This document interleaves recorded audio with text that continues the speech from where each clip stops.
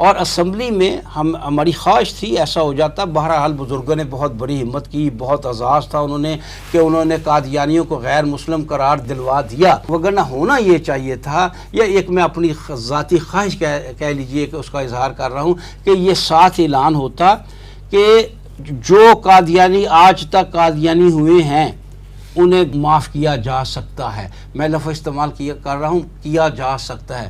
میری یہ اتھارٹی یعنی اس تاریخ سے پہلے جو پہلے قادیانی, میری یہ اوقات نہیں ہے کہ میں یہ کہوں وہ معاف کر دیے جائے, کیا جا سکتا ہے ان کو. لیکن جو 7 ستمبر 1974 7 ستمبر بعد جو لوگ مسلمان سے قادیانی ہوں گے, جب تک ان کو مرتد قرار دے کر وہ شرعی سزا جو مرتد کی ہے وہ نہ دینا جو ہے, اگر یہ دی جاتی تو آج یہ فتنہ فروغ ہو چکا ہوتا. آج یہ فتنہ مسلمانوں کے لیے عذاب نہ بنا ہوتا.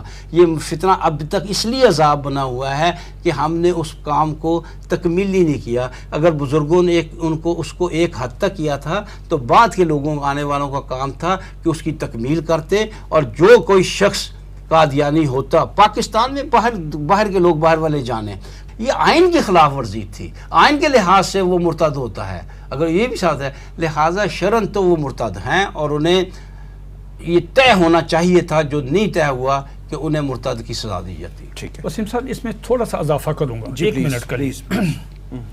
ہمارے ہاں آج کل یہ بحث چل رہی ہے, میں بیگ صاحب کی بات کو آگے بڑھاتے ہوئے, کہ جو قادیانی پہلے مسلمان تھا, ایک مسلمان, اور وہ بن گیا قادیانی, وہ ہو گیا مرتد. ٹھیک ہے, اس کا جو بیٹا اولاد پیدا ہوئی وہ تو مرتد نہیں ہے. مرتد تو یعنی اس نے خود اڈاپٹ نہیں کیا. اس کا دادا اگر قادیانی ہوا ہے, مسلمان سے اسلام سے قادیانی قبول کیا, وہ ہو گیا مرتد. ٹھیک ہے, اب اس کی جو اولاد ہے وہ تو مرتد نہیں, وہ تو قادیانی کے گھر پیدا ہوا ہے. وہ تو قادیانی کے گھر پیدا ہوا, کسی کے گھر بھی پیدا ہو سکتا ہے. جی کسی کا, وہ یہ ایک مسئلہ چل رہا ہے. اس کا ہمارے بزرگوں نے یہ جواب دیا ہے, اس کا جواب میں آپ سے عرض کرتا ہوں. ایک ہے زنادقہ. زنادقہ کیا ہے؟ یہ زندیق ہے, یہ مرتد کی اگلی سٹیج ہے. زندیق کیا ہے؟ زندیق اسے کہتے ہیں اگر کوئی آدمی اپنی شراب کو آب زمزم کہے. ایک آدمی شراب کو شراب کہتا ہے, 1000 دفعہ کہے, ہمیں کوئی اعتراض ہی نہیں, ہمیں کوئی اعتراض نہیں. ایک آدمی شراب کو آب زمزم کہتا ہے, یعنی حرام کو حلال کہہ دے, سیدھی سی بات. جی, وہ سور کے گوشت کو بکرے کا گوشت مطلب کہے, یہ دھوکہ ہے. ایک آدمی کہتا ہے جی کہ مرزا غلام احمد قادیانی محمد رسول اللہ ہے. اس کا دادا بھی یہی کہتا تھا, اور اس کا جو بیٹا وہ بھی یہ کہتا ہے, اور جو اگلی نسل اس وقت 6ٹھی نسل چاہے لے لیں, 5ویں نسل لے لیں, 3ری لے لیں, وہ بھی یہی عقیدہ رکھتی ہے. تو ظاہر بات ہے کہ یہ عقیدہ تو جو ہے, یہ عقیدہ تو زندیق ہے. مرتد کو تو شرعی اسلامی حکومت میں تو 3 دن مل جاتے ہیں کہ اس کو سمجھاؤ یار, بتاؤ, اس کو خدمت کرو, اس کے اشکال دور کریں, اس کے سوالات کے جواب دیں. زندیق کو تو ہے ہی نہیں. ہر قادیانی ہے, اس کا تو یہی عقیدہ. اگر وہ یہ عقیدہ نہیں مانتا تو یہ تو آپ کنفیس کر رہے ہیں سپریم کورٹ میں بھی اور وہاں پہ اسمبلی میں بھی, تو اسی بنیاد پہ تو آپ کو غیر مسلم اقلیت. یعنی آپ کا کہنا یہ ہے کہ اس کی چاہے جتنی مرضی پوچھتے ہوں اور وہ بائی برتھ جو ہیں وہ قادیانی پیدا ہوئے ہوں, تو وہ زندیق ہیں اور مرتد ہیں اس بنیاد پہ کہ وہ مرزا غلام احمد قادیانی کو محمد رسول اللہ کہتے ہیں. بالکل, یہ بڑی اچھا, یہ فرمائیے کہ پاکستان میں اب یہ اقلیتی کمیشن, جو قومی اقلیتی کمیشن جو بنایا جا رہا تھا, اس کی تشکیل نو کی ضرورت کیوں محسوس ہوئی؟ اور قادیانیوں کو, جو پاکستان میں قادیانی ہیں, ان کو کیا اس اقلیتی کمیشن میں شامل کرنا چاہیے؟ جی وسیم صاحب, یہ بہت شکریہ. یہ آج کا جو موجودہ دور ہے بالخصوص پاکستان میں, یہ اس کا برننگ آج کل یہ ایشو چل رہا ہے. جی, اقلیتی کمیشن جو پاکستان میں ہماری گورنمنٹ نے پچھلے دنوں بنایا اور جس پہ بہت شور مچا، اس کی اگر آپ 2 منٹ مجھے دیں گے اس کی بیک گراؤنڈ میں آپ کو سمجھاتا ہوں.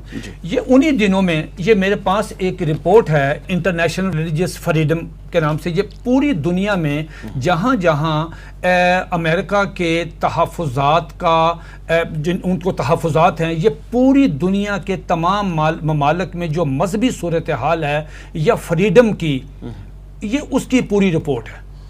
اس میں انہوں نے یہ چیز آپ غور سے سنیں گے تو آپ کو مزہ آئے گا. اس میں انہوں نے کیا کیا، اس میں انہوں نے یہ لکھا کہ اس گورنمنٹ سے کہا کہ ہم آپ پہ بہت زیادہ خوش ہیں.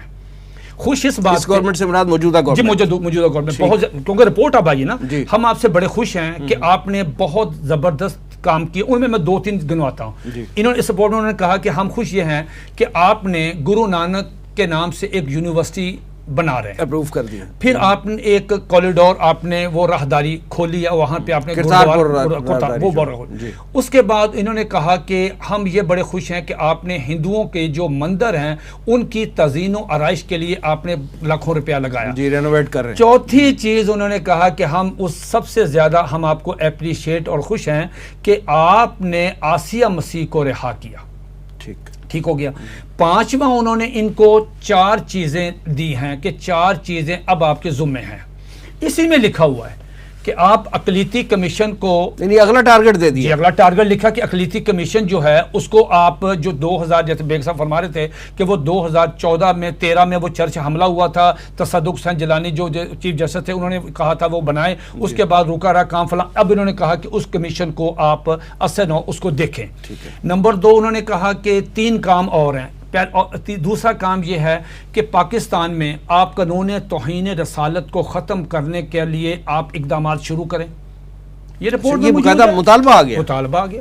نمبر 3 انہوں نے کہا کہ قادیانیوں کو جو غیر مسلم اقلیت قرار دیا ہے اور جو ان کے خلاف تعزیرات پاکستان میں جو 298 تعزیرات پاکستان میں وہ اپنی تبلیغ نہیں کر سکتے، اس کو وڈرا کریں.